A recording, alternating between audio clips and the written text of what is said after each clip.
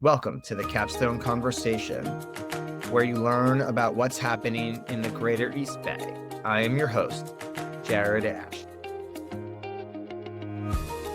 Today, we are going to look at science and how California is a believer in real science. It has a unique program, among many others that we'll hear about, putting legislative fellows into the offices in the Capitol. They partner with national labs, which there are a ton of here in the Bay Area, and particularly in the East Bay. I am joined by Julianne McCall, who is with the California Council for Science and Technology, or CCST. Julianne, thank you for joining me, and please tell me a little bit about yourself and the organization.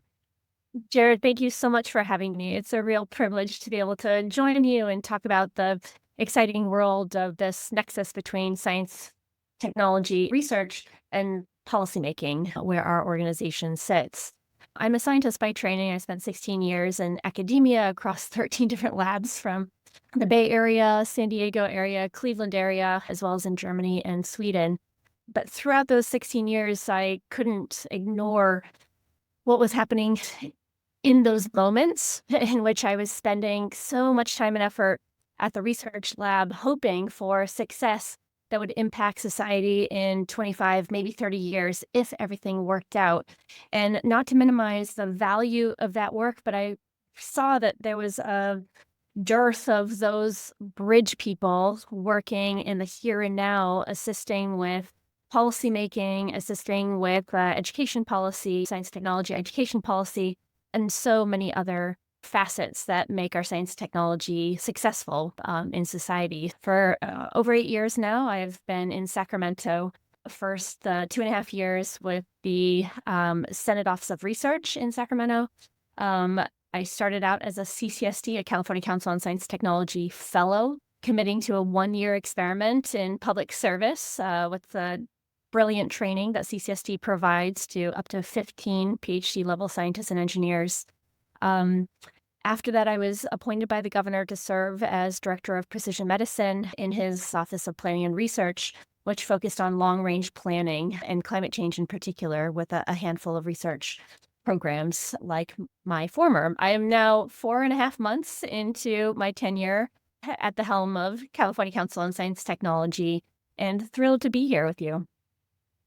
Tell us a little bit more about the organization and what are some of the projects you work on? All right. As you mentioned, CCSU is a nonprofit, nonpartisan organization established at the request of the legislature in 1988.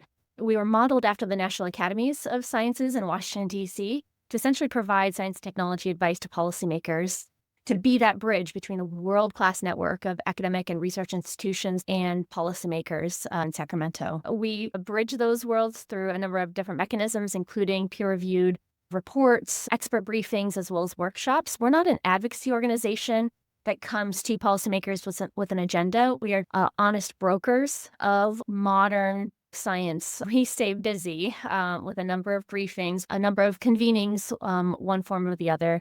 We were very proud in November to host a first ever workshop on gaps in current hydrogen research to help the state reach its renewable energy goals. Just last Thursday, we held a very timely convening on the impacts of wildfire smoke while Los Angeles was and continues to experience the most devastating fire of California history. There are a number of challenges that the state of California is working on where science technology has something to say about the pathway that we choose and the immense investments that the state is making to ensure, more prosperous and healthy future for California communities.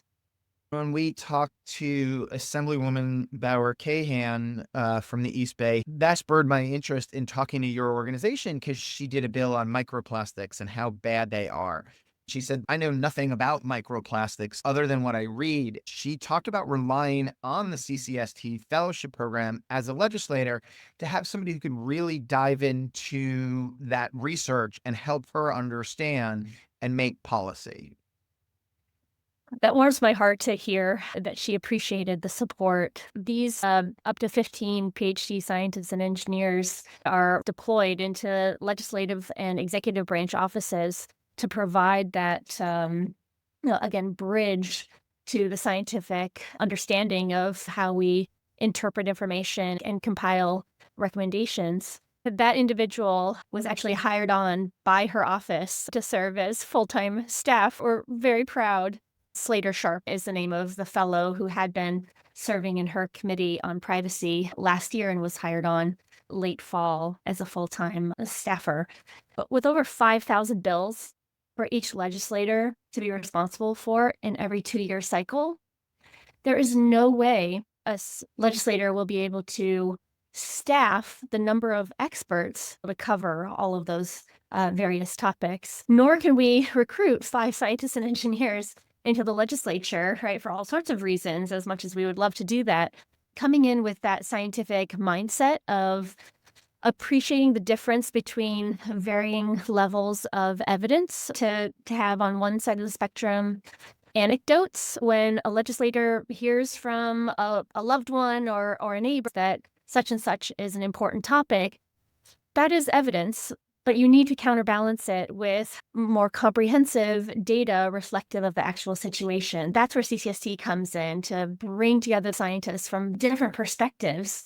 And not only scientists, but also community leaders and labor leaders and, of course, government officials who've been working in these topics so diligently to find that happy medium where you are balancing, where the evidence is implying and where the resources, right, are practical. We're very proud that the legislator was so positive, and we had over 30 offices vying for a science fellow this legislative year, started December of 2024, with only 14 fellows to place. We wish we had a greater capacity to serve all of those offices, but we're very proud of the many successes. Let's dive into how does your organization help the state with wildfires? You mentioned this episode will come out in February of 25, but in January of 25, what is usually known as wet season in California, there is now the largest destructive fires in California going on in LA.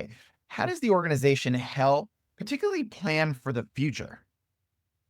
Thank you for asking that question. Like so many across California and the world, watch the harrowing experiences of Angelenos and the utter destruction of cherished areas, neighborhoods, schools, and other institutions. It breaks our heart despite the state's, relatively high level of preparation, the regulations that have since 2008, supported the type of building materials that are fire resistant. It's an absolute nightmare. We have published a report, the CCST and Blue Forest Wildfire Smoke Report, demonstrated that healthier forests can reduce these wildfire risks and improve public health. That report highlighted opportunities for the health sector in particular to contribute to forest restoration, right? To appreciate the complex ecosystem in which, right, our society thrives, and the need for greater collaboration across agencies and healthcare partners in order to build those healthier forests and communities. Just last Thursday, January 9th, CCSC hosted a one-day convening in Sacramento in partnership with Cornell University, a former CCST fellow who's an assistant professor at Cornell, where we connected experts, practitioners, and policymakers to address these critical challenges in land management and public health, where we focused on smoke mitigation, indigenous knowledge, vulnerable populations, and effective communications to ensure that our learnings are. We've also entered into a 2-year partnership with an organization called Conservation X Labs in order to support their new program supported by the Gordon and Betty Moore Foundation called the Fire Grand Challenge, which focuses on scaling innovative stewardship, integrating diverse knowledge, and centering Indigenous knowledge across Canada, the Western U.S., and Mexico. CCST has been amplifying the challenge, providing technical expertise, as well as facilitating scaling efforts to bring in more and diverse partners. Through our general program called the Disaster Resilience Initiative, for 4 years already, we have been focusing on wildfire, particularly when it comes to connecting community priorities and policymaker discussions, always within the lens of scientific evidence.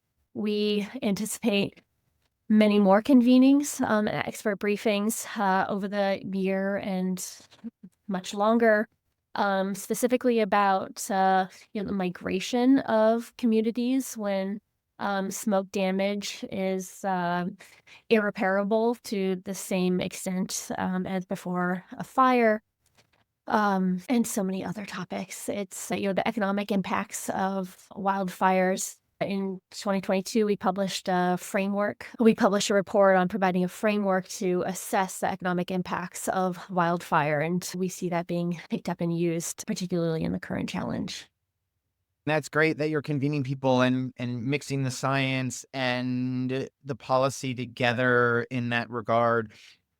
We had Danielle Kagan on from CSAA Insurance, and she was talking about sometimes with the labs we learned it's really simple things that can help prevent things burning. And it's made me think of like, okay, maybe I don't need the wood chips right next to my like I don't need kindling there and the fence lines of fire. She talked about how the science really needs to become more aware into communities and how homeowners and commercial owners can do more to reduce risk.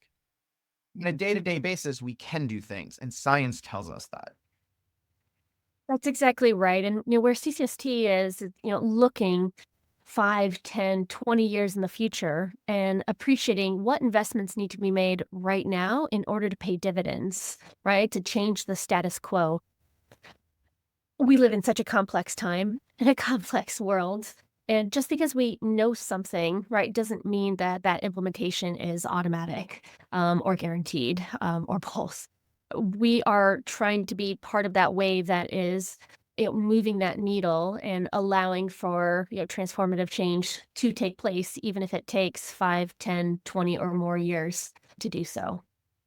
We're going to talk about some other issues in a bit, but you have a lot of unique partnerships, particularly here in the East Bay area. Talk a little bit about those and how you partner with some of the national labs and what that looks like. Well, everything we do is based on partnership. We have a number of partner institutions, which, as you very well know, includes 3 national labs within Alameda County: Berkeley National Lab, Livermore National Lab, as well as Sandia National Lab, in addition to the entire CSU network, which includes CSU East Bay and, of course, UC Berkeley. We are also, incredible beneficiaries of the California Community College network. Chancellor Sonia Christian is a wonderful advocate for the use of science and evidence in policymaking. And with her new tenure as Chancellor of California Community Colleges, we look forward to engaging those campuses ever more in the future. I can give you some specific examples of how we've been engaging Bay Area scientists in our regular activities. In October, middle October, we hosted Science Day with the California Natural Resources Agency. Secretary Wade Crowfoot, Natural Resources Secretary Wade Crowfoot, was a very proud partner for Science Day, which was located right there at the agency, Natural Resources Agency, beautiful building. And we were so proud to feature a Berkeley lab scientist, Dr. Charuleka Varadarajan, who spoke on our California for the Next Generation, the role of AI in addressing our natural resources challenges panel. And I was so inspired by how they've been incorporating artificial intelligence, machine learning, and other technologies to accelerate their understanding at a granular level of what's happening to our environment, what's happening to our communities, and how we may be able to project out various impacts of policy decisions. Dr. Varadarajan was so kind to mention that she's been working in science and in research for decades now, but it was her partnership, her engagement with CCST where she was proud to see enormous impact that she would never have imagined, having just kept the research within the realm of academia, right, without stepping into the public policy realm and seeing the that engaging policymakers is yet one more step in that research to action pipeline when we notice a problem, right? It's not just finding out the information or developing a technology, it's the actual implementation of that knowledge or of that technology where you see the impacts. And that, of course, drives so many of our researchers to the careers that they're in. They want to see impact, and we are so proud to be able to provide that.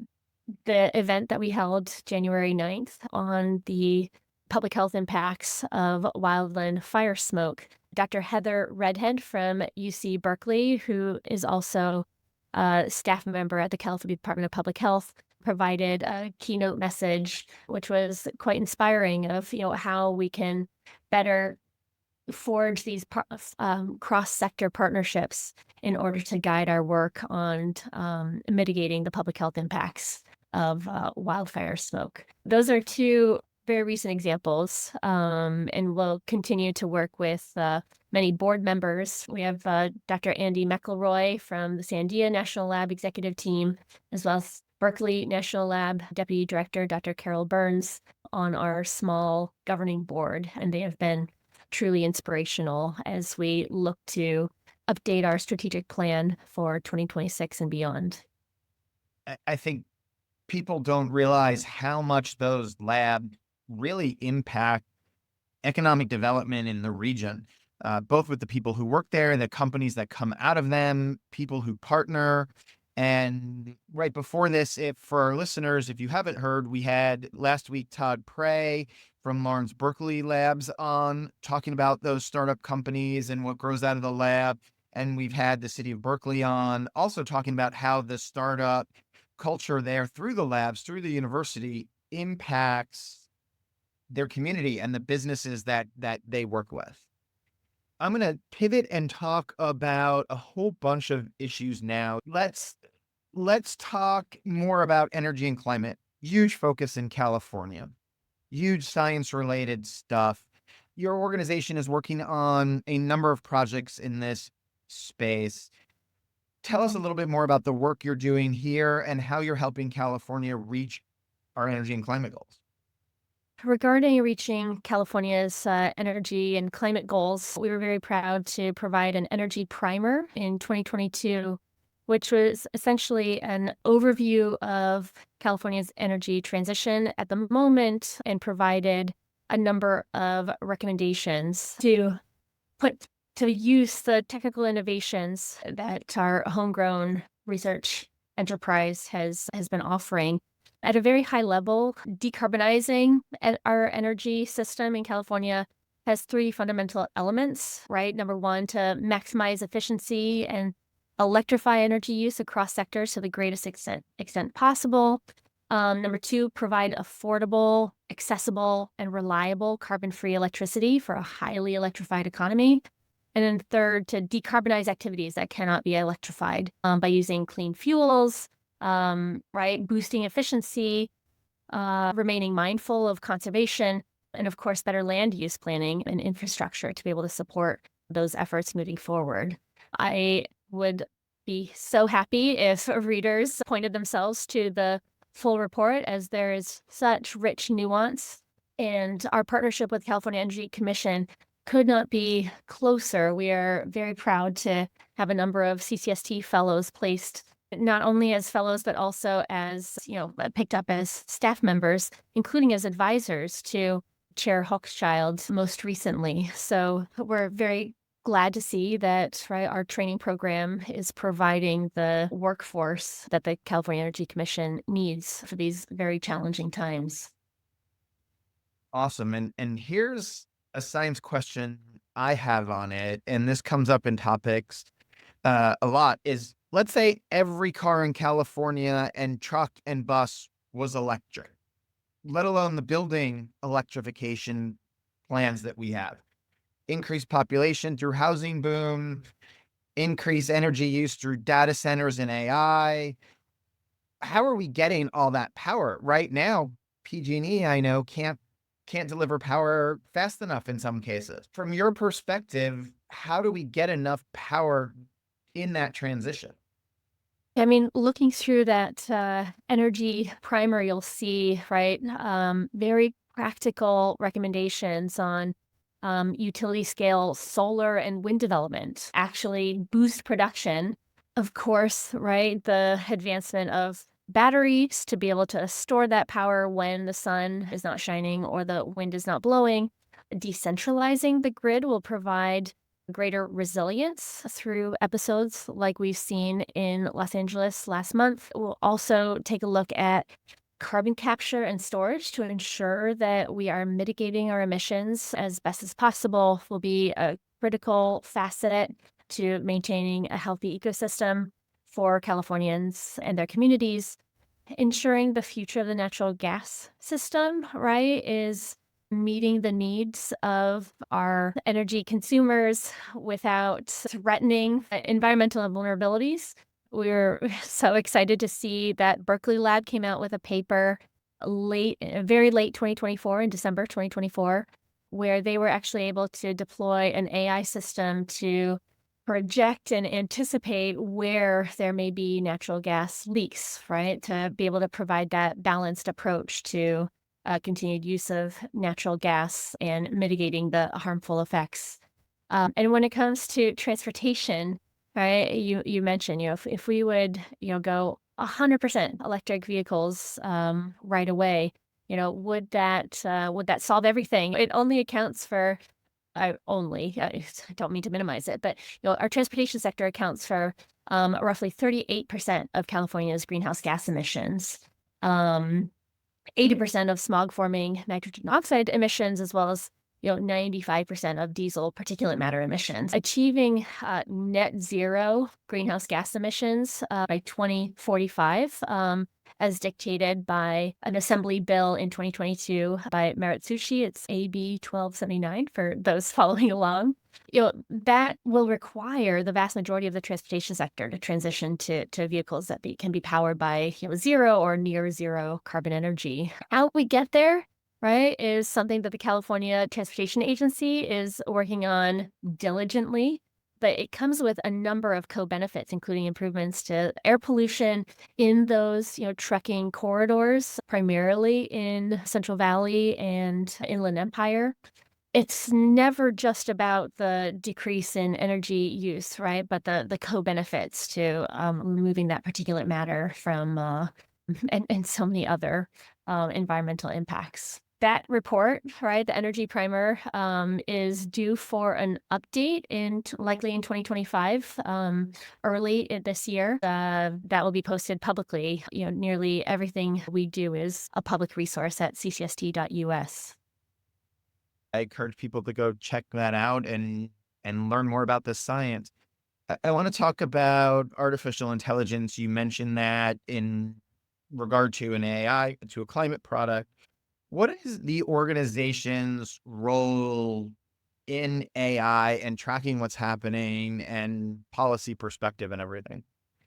Our main priority is to be of service to our California state policymakers. With over 50 bills, if I'm not mistaken, introduced the last legislative calendar, know that this will be an ongoing priority for California to be able to focus on. We have actually had a proposal accepted by the American Association for the Advancement of Science to provide an expert briefing on AI and our power grid, how we might be able to contribute to the planning for the energy demands of artificial intelligence. This is well documented that, these AI systems require a gargantuan amount of energy in order to function at a base level. To leverage AI for the benefit of grid operations, right? And how that energy is allocated and flows through our infrastructure. In addition to cybersecurity implications of AI for our energy grid. That is a topic that we'll be discussing in Boston at the national conference, annual convening of the American Association for the Advancement of Science, essentially the preeminent science and technology policy meeting every year. We also are planning an expert briefing on AI tools for conservation and biodiversity.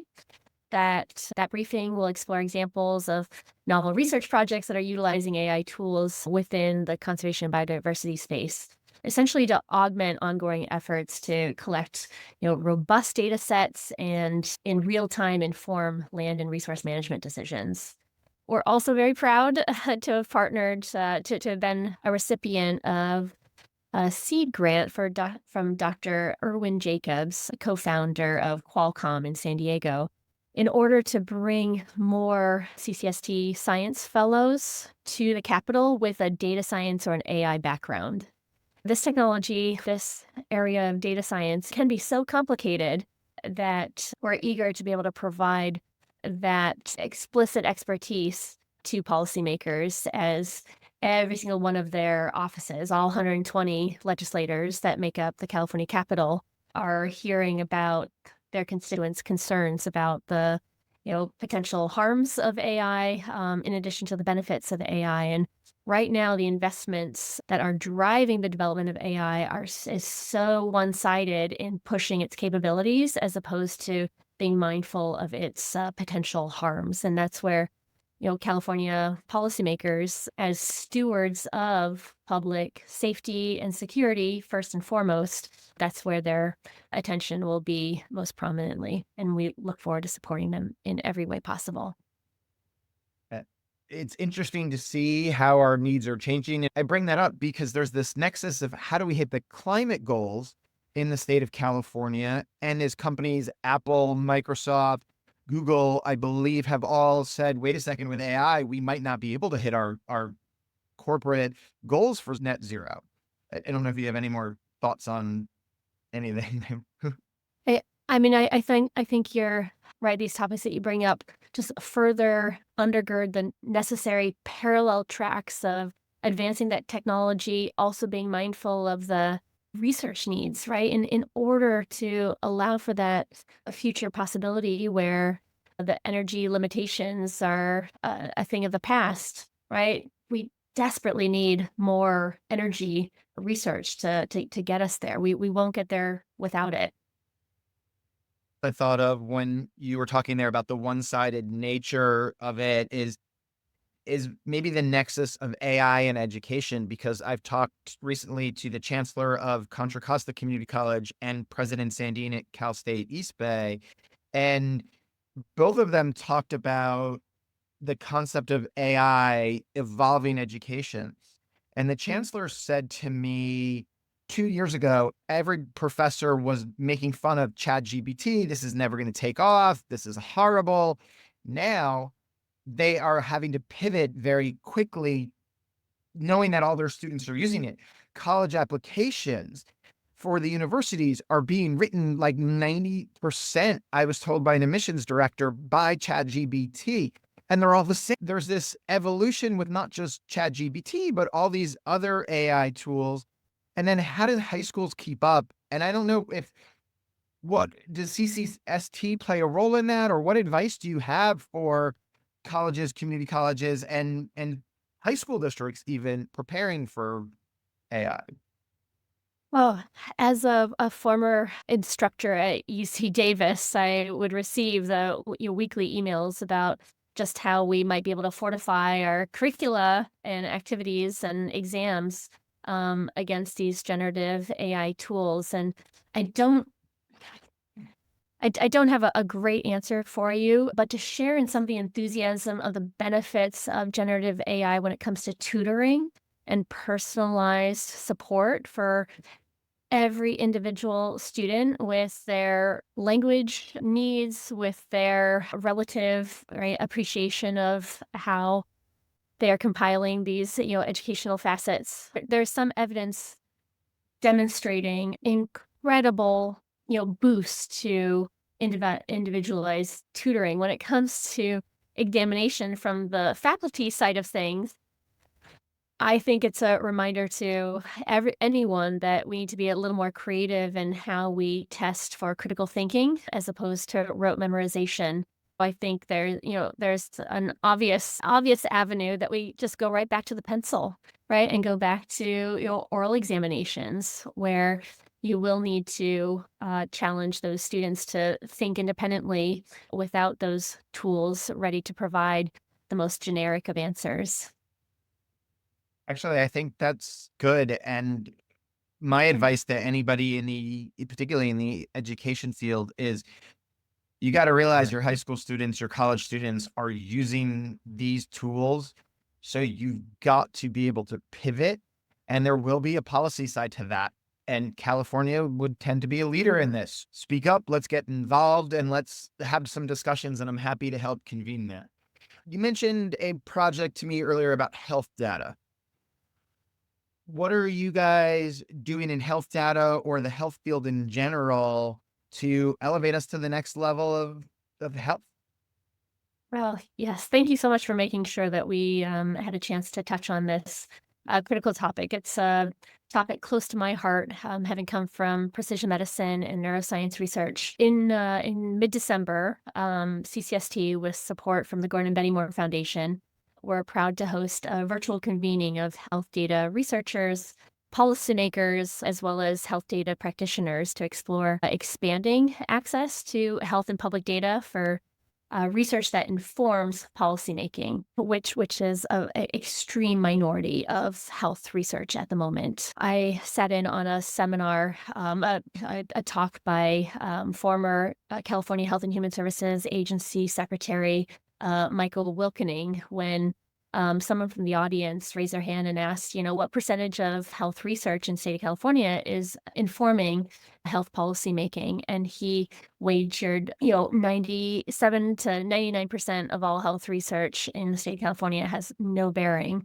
on health policy. When our, data capabilities, data science is expanding at such an extraordinary rate, our government entities are not always so capable of transforming at the same pace. Again, having a more protective nature, right? The first priority is safety and security as stewards of that data. It was inspiring to have that convening in December. The discussion focused on use cases, required data, right? The type of data that we would need in order to make more equity-centric decisions from state perspective, various analysis methods and desired impacts. California is the steward of so much data when it comes to the 13 to 17 million people that receive public benefits, predominantly through Medi-Cal, the California Medicaid program, but also through the Unemployment Agency, Department of Justice, Transportation Agency, Education Department, of course, and how we're able to link those data sets in a way that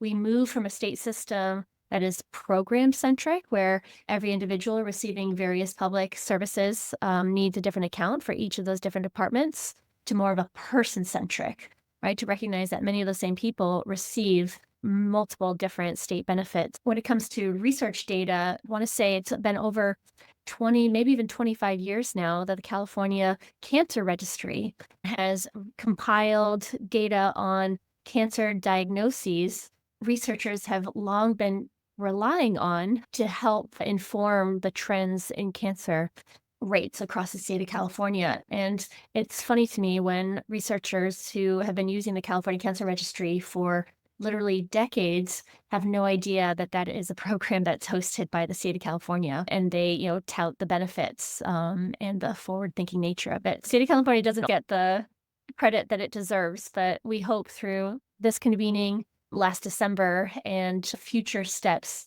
to support the California Healthcare Access and Information Department, the California Health and Human Services Agency with their new secretary, Kim Johnson, at the helm. We are there for them every step of the way. I appreciate that. And I think for the listeners out there, I would say California doesn't just believe in science and climate policy. When you think about that cancer registry, I can't imagine there's a lot of other states at least 20 years ago doing that. When you wonder where taxes are going, the things we're doing as a state, they really are innovating.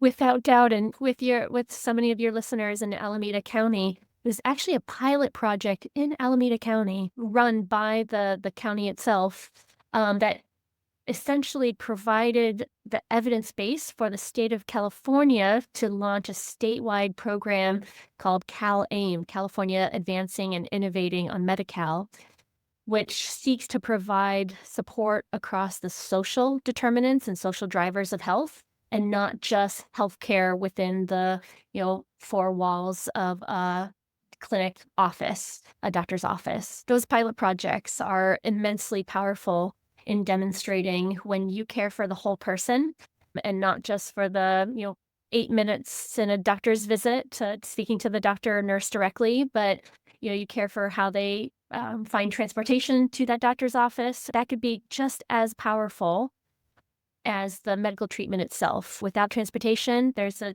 likelihood that that patient would never even go to the doctor, or childcare or support for hours off work, for example. Well done, Alameda County, and double well done, State of California, for seeing that evidence and making that investment toward a more equitable future. Anything you want us to leave with knowing the organization better? With our CCST Fellows program, we are recruiting fellows from CSU, UC, and the private universities across the state of California, but also across the world. We have, a number of international folks who are drawn to California's science policy training program, ensuring that we have that workforce development pipeline, within CCST and beyond. We have fellows from scattered across the Bay Area, working for cities and counties, as well as companies and other organizations working directly in policymaking. Would love for greater awareness of that career path for scientists and engineers, whether through CCST or Avenue. There are a number of different state level programs that are modeled after California's, which is itself modeled after a federal program run by the American Association for the Advancement of Science, AAAS for short. When it comes to local government, CCST has not dipped a toe in local government science technology policy advising. But for those entrepreneurial government officials at the local level, we are all ears on how we can better support and possibly even add to our study process to ensure that local perspective is represented. So our resources are as equally helpful to state as to local government officials. From the California Council on Science and Technology, Dr. Julianne McCall, thank you for joining me today. I really appreciate it.